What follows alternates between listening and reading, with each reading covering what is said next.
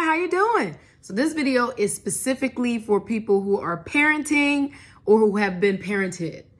I have a senior in high school, my niece, and we are facing so many new emotions, thoughts, and feelings about the transition that we're in. Facing a lot of milestones together, getting ready for prom, choosing a college, driving, graduation, just so many things that as I stand beside her and we make these decisions together, it made me take a step back and look at the way in which I was parented as well.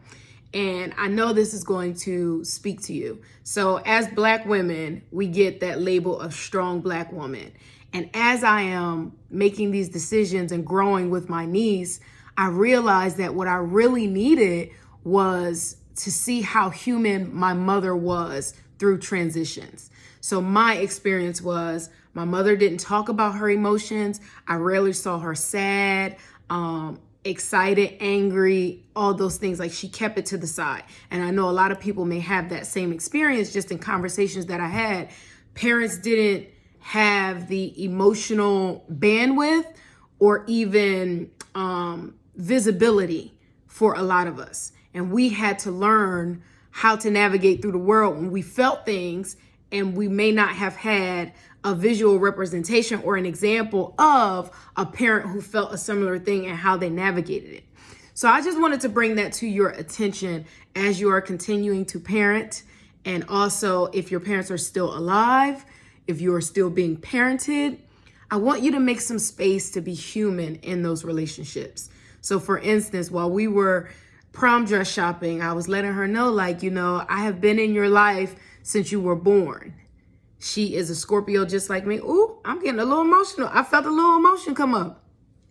So I have been in her life since she was born. I have watched her come into the earth. So to now think about her going into the world without me, even though I am not her mother, not trying to replace her mother, but I have been in that guardian role since she was born.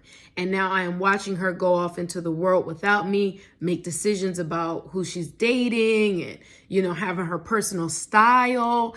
And for me, even though I am wholeheartedly supportive of her independence, a part of me feels sad that we won't have that closeness that we used to have. And I've shared that with her. It's just like, I am not upset or angry. I am so happy and excited about who you're going to be in the world. But also a part of me feels sad that I'm going to miss you and you're not going to be in the home with me every day and we're not going to talk as much. But I trust that I've given you enough to move forward and make good decisions with your life. Now, these are conversations I never had with my mother. My mother just, hands off. She trusted me because she knew that I was an independent person. I was independent from birth, child. Okay. I didn't crawl. I walked before I crawl because I had places to go and things to see. So just in our interaction, it just made me look at my own parenting and just see that, for my mother and even my father, they gave the face of everything was okay. I mean, I knew when things was wrong, you could be angry and those types of things, but there was never conversations about different stages of life, reaching your milestones, how sometimes you can be okay on a superficial level, but internally you may feel a little off. So this is my plea to you. Make sure that you personally, as a parent or a guardian or someone who has been parented, make sure that you personally have a safe space for your emotions, first and foremost.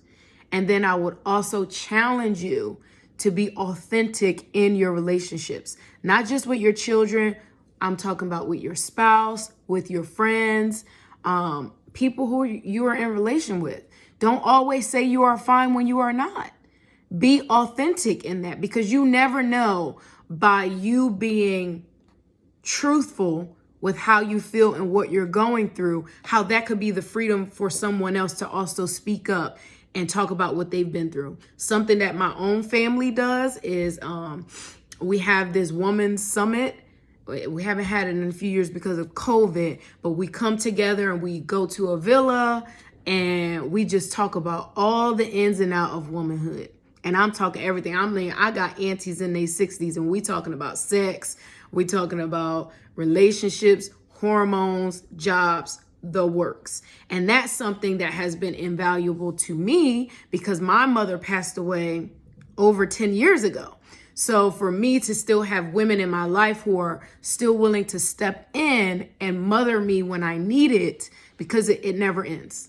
It never ends, no matter how old you are. Even if you don't have biological parents, you will always need someone to step in and kind of give you that soft space and guidance. So as my niece and I and you and your children, maybe you have a senior, or maybe your child is going from elementary to middle school or middle school to high school, but we're all facing so many different transitions of, having to step back and allow them more freedom and independence to see who they're going to become. But I also want you to make sure that in their eyes, you're not just a superhuman, superhero, you're also human. Humans have emotions, humans have feelings, and if you don't show them and display that these things are normal, once they start to bubble up inside of your children, they will be confused about what is happening and how to find their way back to peace. That's all.